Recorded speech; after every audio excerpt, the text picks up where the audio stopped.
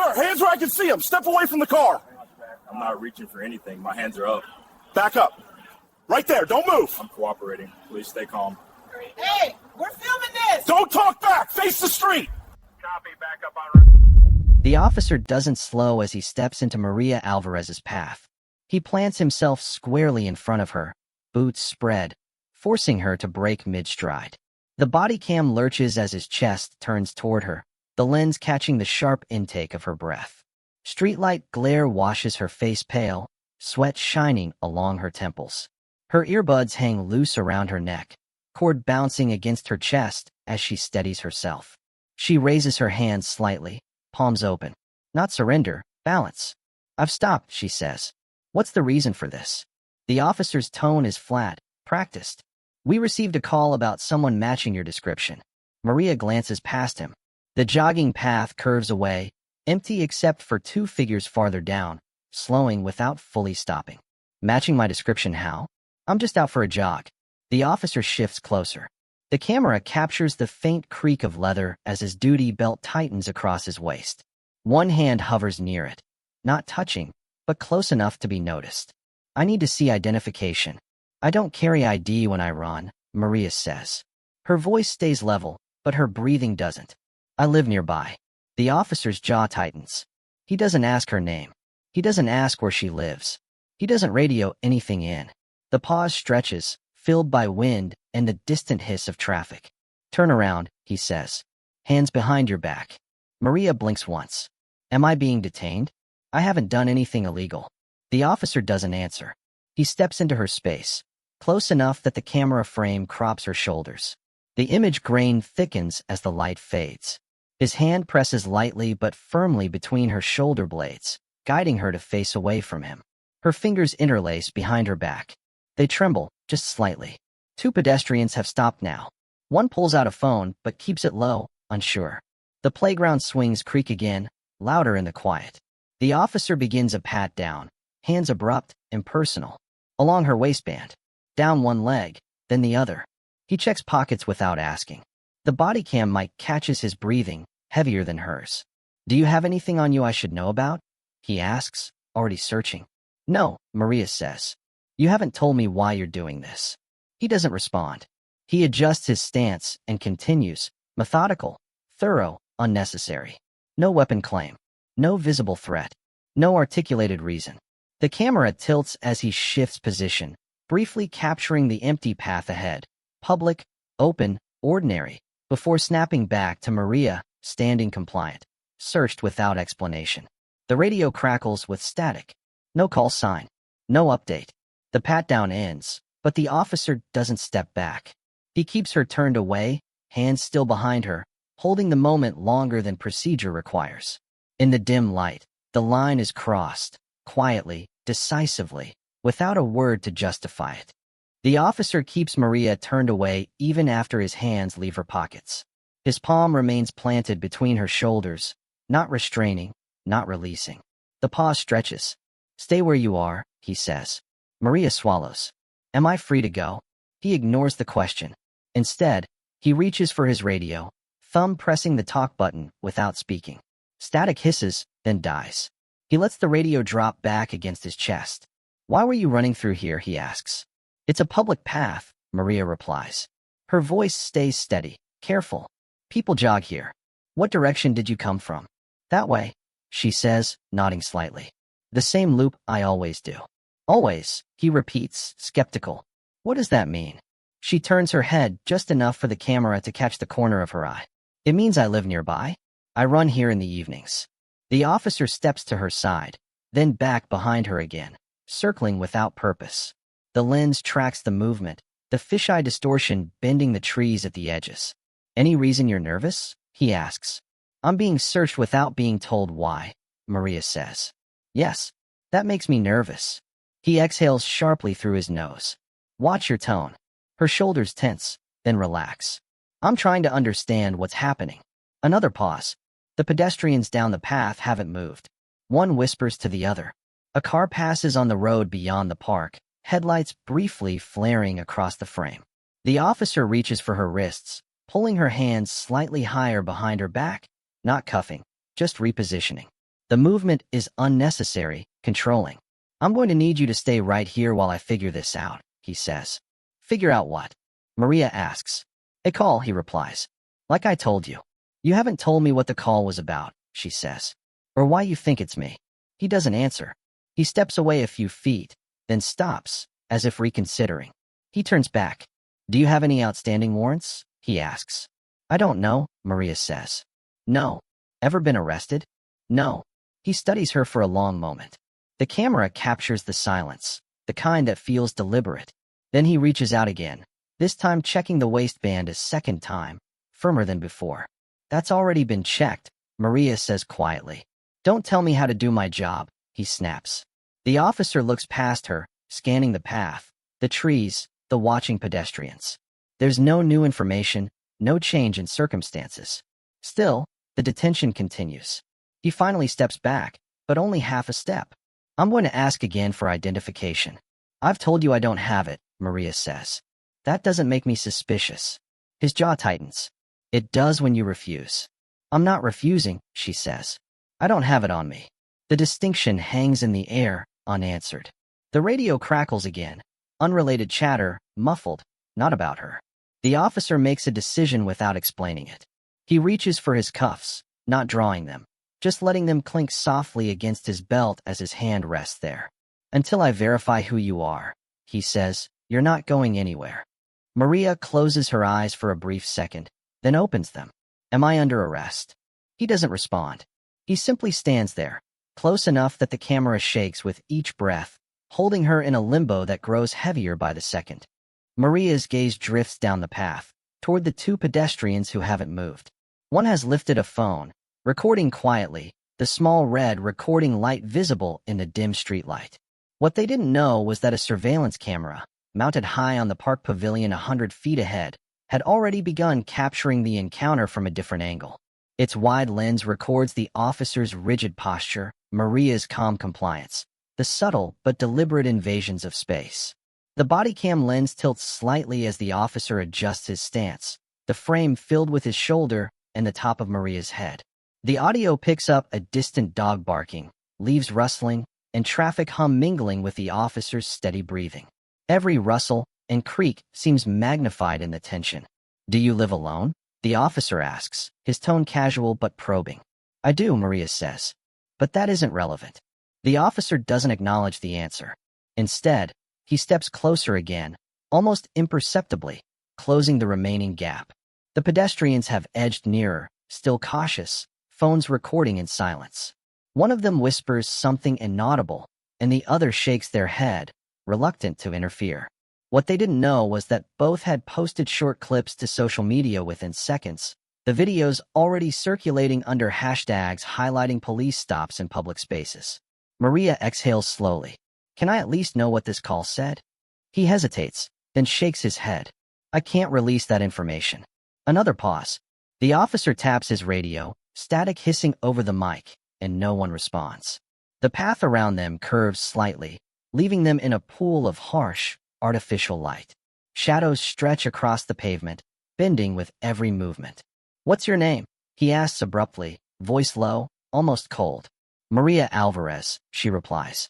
The words are calm, measured. She doesn't raise her voice, doesn't show panic. The body cam catches the subtle quiver of her fingers behind her back, restrained but there. Birth date. I'd rather not give that without understanding why this stop is happening. He steps to the side, circling her slowly, scanning her form, searching for something. The audience sees it. No weapon, no suspicious behavior beyond existing while Latina in the park at dusk. Yet the officer's suspicion has escalated. Maria notices movement at the edge of the camera frame. A man in a nearby apartment building, peering through his window, watching the encounter unfold. What he didn't know was that his own surveillance footage would later be subpoenaed in court, confirming the sequence of events with timestamps and angles the officer couldn't anticipate. Do you have anything on you? The officer asks again, voice clipped. No, Maria replies. I've answered that. He doesn't respond verbally. Instead, he adjusts his hands along her waist, patting down areas already touched. The repetition is subtle but deliberate, a slow erosion of autonomy captured frame by frame.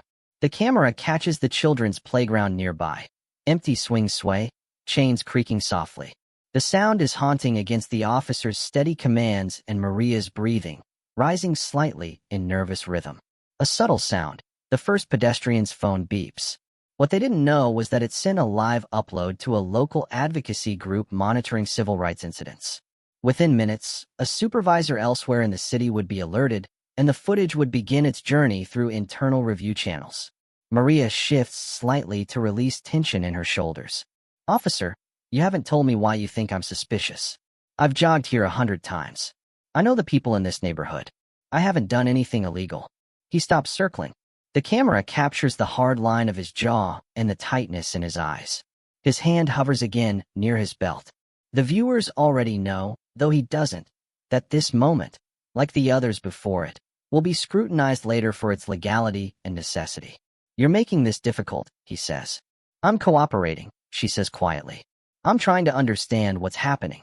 The body cam records every flicker of shadow across her face, the way the dim light glints off her sweat-soaked hairline, the small rise and fall of her chest as she controls her breathing. The officer steps closer, just enough to bend the rules of personal space without visible provocation. He taps her waistband again, a soft, mechanical check, though he has already done so. The camera angle shifts, catching the pedestrians' heads bobbing as they glance down at their screens, quietly recording. "What are you doing after this?" the officer asks, tone neutral but sharp. "I'm going home," Maria replies. "I was just finishing my jog." "What do you do?"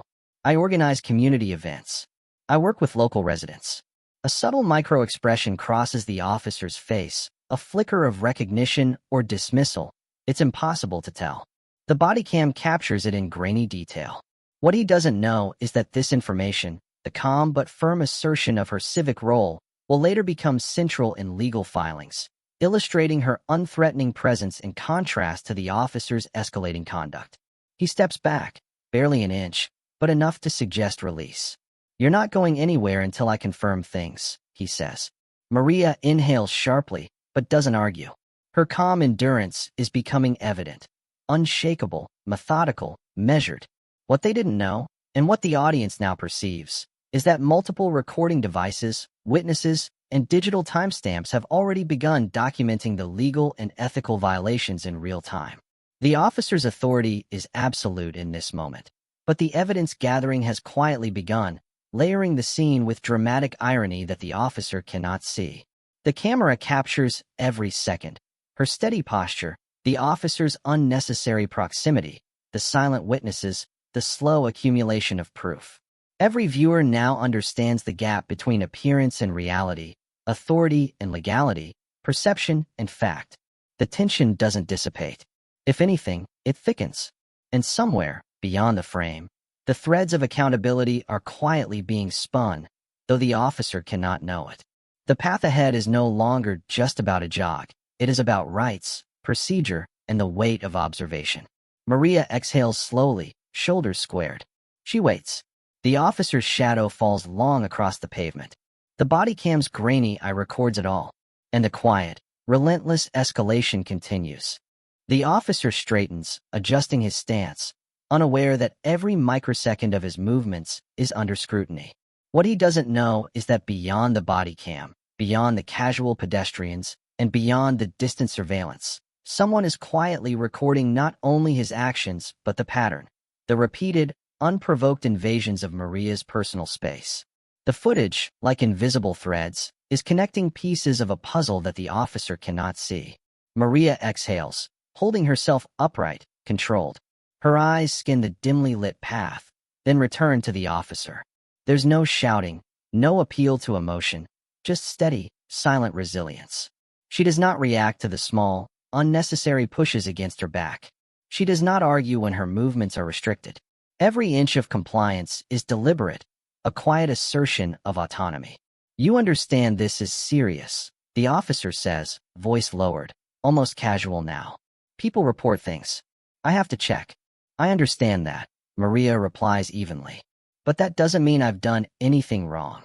The body cam captures a subtle flicker, a badge glinting from a nearby officer in a patrol car, parked a little further down the trail, lights off. unnoticed by the first officer. What he didn't know was that the second officer had been quietly observing, noting everything, already mentally cataloging the procedural missteps as part of standard review. Maria shifts slightly, only enough to adjust her balance. The officer notices and steps closer again. The camera tilts with the movement, shadows of trees bending over her face. Then, without warning, a voice comes from the distance. "Officer Alvarez." Both turn slightly. A woman, in plain clothes, approaches along the path with a badge clipped discreetly to her belt. Calm, precise, authority in her stride, but without aggression. The officer stiffens. Maria's body relaxes fractionally. She doesn't smile, doesn't speak. She simply stops shifting. The approaching woman stops a few feet from them. She doesn't draw attention to herself, doesn't raise her voice. "I'm Detective Ramos," she says. "I'm here to clarify the situation." The first officer steps back slightly, almost imperceptibly.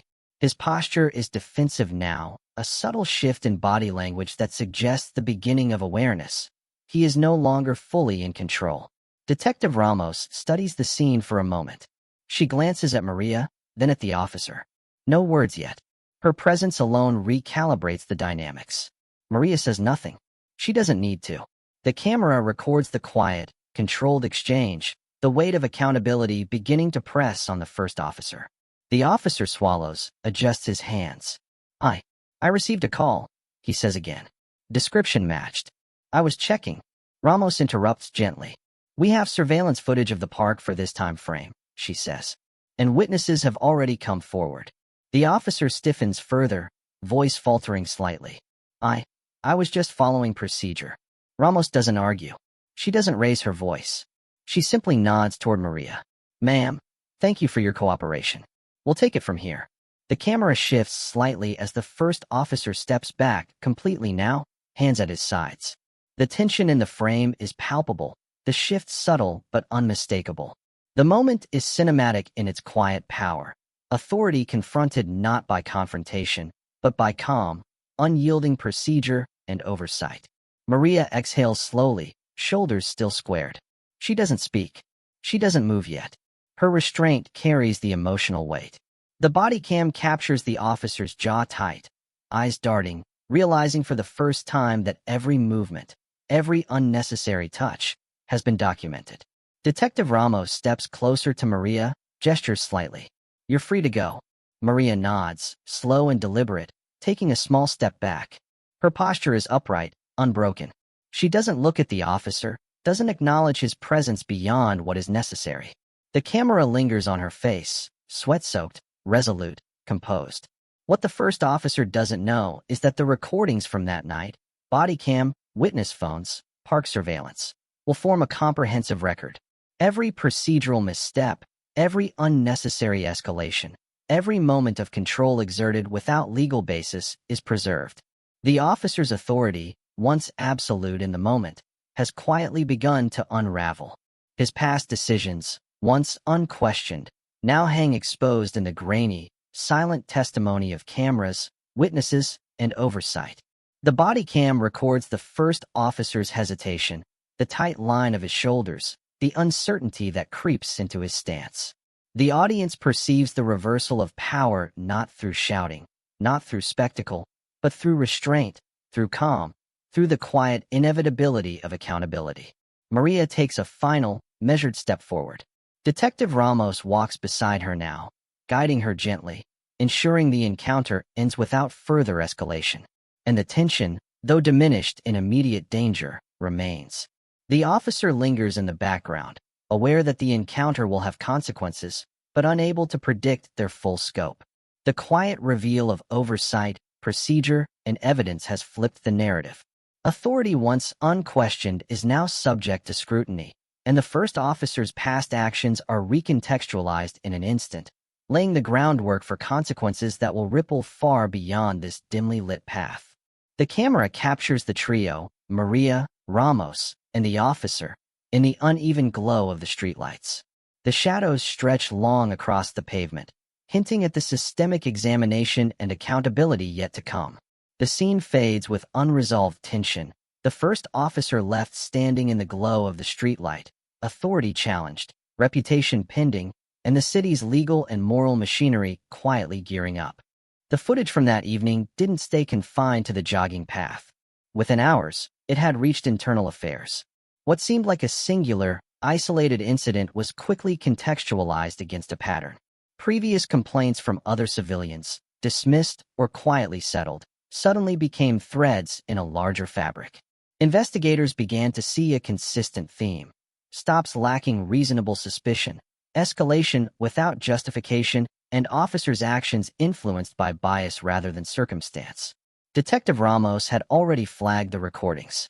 Her report was meticulous, time-stamped, citing each pat-down, each verbal exchange, each unnecessary step in the encounter.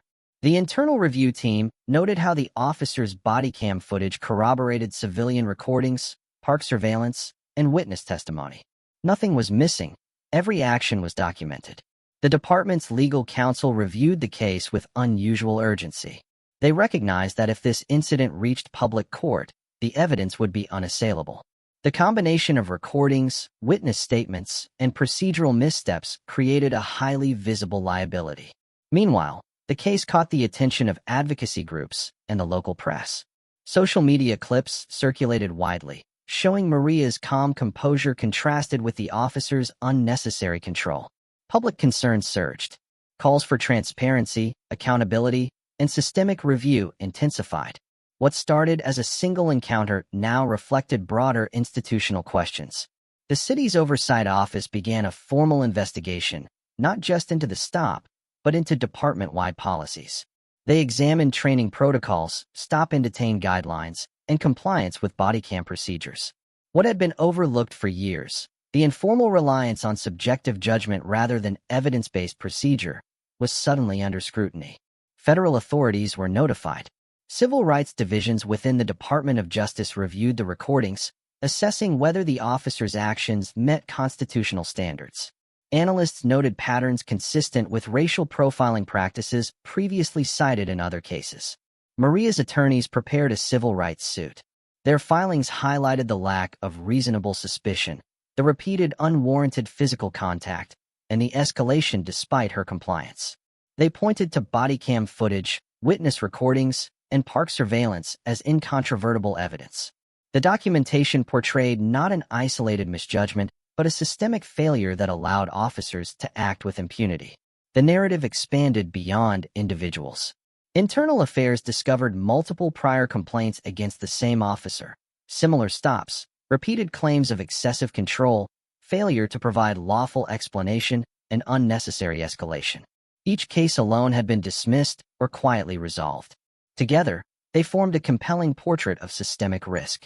By the time the city's legal department began settlement discussions, it wasn't just about one stop or one officer. The department faced institutional accountability. Policies were scrutinized, supervisory oversight questioned, and the potential for federal intervention looming. Maria remained composed throughout. She returned to her community work, maintaining the same presence and commitment as before, but now carrying the weight of being the catalyst for broader examination. The public, watching her through viral clips, understood the stakes. This wasn't just a jog interrupted. It was a confrontation that revealed structural weaknesses in policing practices. The tension remained. While immediate escalation had ended on the path, the ripples extended outward.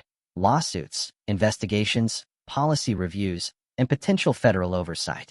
The quiet, controlled authority Maria exhibited during the stop had sparked an institutional reckoning.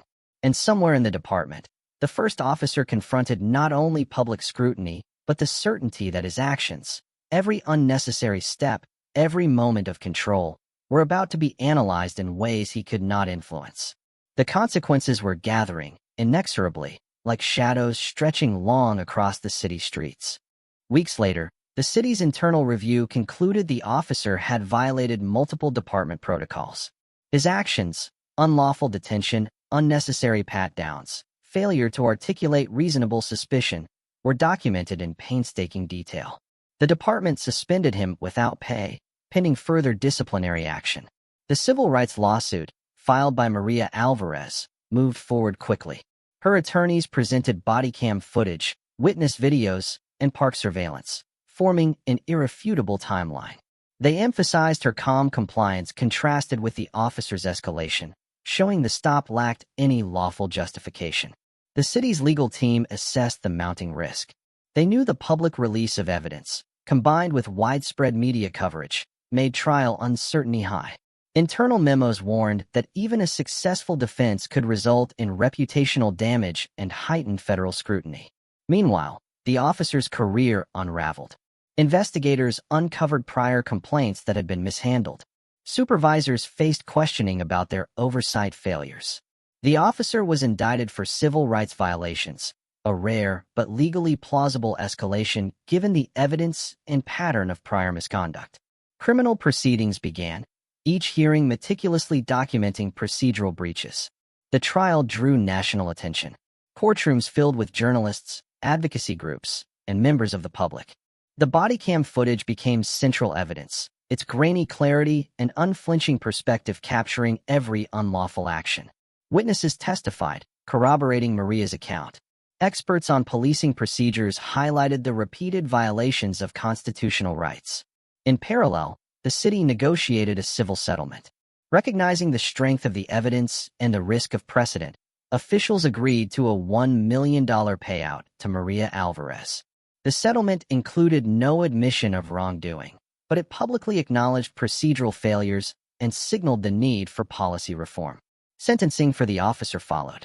He received a conviction for violating civil rights, along with a prison term proportionate to the offenses.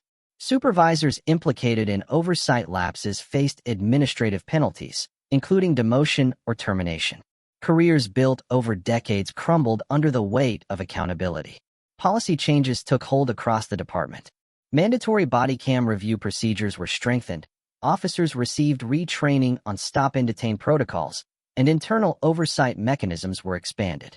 What began as a routine evening jog now shaped the operations and culture of the city's police force. Yet the emotional resonance of the case remained. Maria's composure had exposed the fragility of unchecked authority. Her resilience had forced systemic reflection. The consequences, stacked methodically, suspension, indictment, trial, conviction, and settlement, demonstrated that legal accountability, though slow, could reach even entrenched systems. The quiet path in the city park, once just an ordinary jogging trail, had become a stage for an unfolding chain of legal and institutional reckoning. The officer's missteps had ripple effects far beyond the immediate encounter, serving as a measured but powerful example of earned consequences in a system designed to balance authority with rights. The aftermath extended beyond the courtroom and the settlement check. Community meetings convened, organizers and residents discussing the implications of the stop and the settlement.